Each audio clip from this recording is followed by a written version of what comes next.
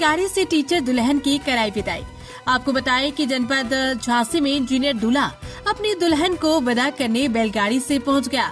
विदाई हुई तो दूल्हा दुल्हन बैलगाड़ी पर सवार हुए और घर की ओर चल दिए। रास्ते में जिसने भी ये विदाई देखी वो हैरान रह गया।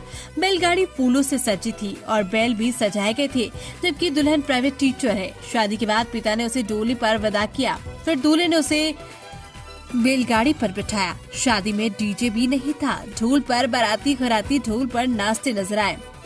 दूल्हे ने कहा कि मैं गांव का रहने वाला हूं, जमीन से जुड़ा हूं, यही वजह है कि अपनी दुल्हन की विदाई बैलगाड़ी से कराई। लोगों को अब पुराने जमाने में लूटना चाहिए, फालतू के खर्चों से बचेंगे तभी तो खुशहाली आएगी। चिरगांव के गांव जरियाई के रहने वाले संतोष कुमार विश्वकर्मा पेशे से किसान और उनकी पत्नी विनीता गृहिणी है। उनकी इकलौती संतान बेटा अभिजीत सिविल इंजीनियर है। अभिजीत के ससुर रामगोपाल विश्वकर्मा सरकारी टीचर और साथ में सुनीता विश्वकर्मा आंगनबाड़ी कार्यकर्ता है। अभिजीत की शादी झांसी में मंगलवार को प्राइवेट टीचर बबली के साथ हुई। ये अरेंज मैरिज थी। वैवाहिक रस्म और शादी समारोह संपन्न होने के बाद बुधवार को बबली की विदाई थी।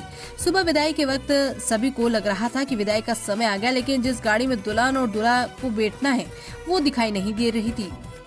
अभी चर्चा चल रही थी कि विदाई के लिए सजाई गई बैलगाड़ी गांव में पहुंच गई, साथ में डोली भी थी। इसके बाद अभिजीत ने बताया कि वो अपनी दुल्हन को बैलगाड़ी से विदा कर ले जाएंगे। उनका कहना है कि वो गांव के रहने वाले और अपनी जमीन से जुड़े हुए किसान परिवार से आने के चलते बैलगाड़ी उनकी पहचान है, इसलिए उन्होंने विदाई के लिए बैलगाड़ी को चुना।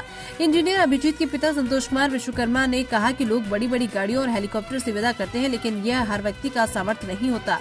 हम लोग ग्रामीण परिवेश से आते हैं। शादी से पहले बेटी की मंशा थी कि उसकी दुल्हन की विदाई बैलगाड़ी से कराई जाए, इसलिए उन्होंने गांव में बैलगाड़ी मंगवाई।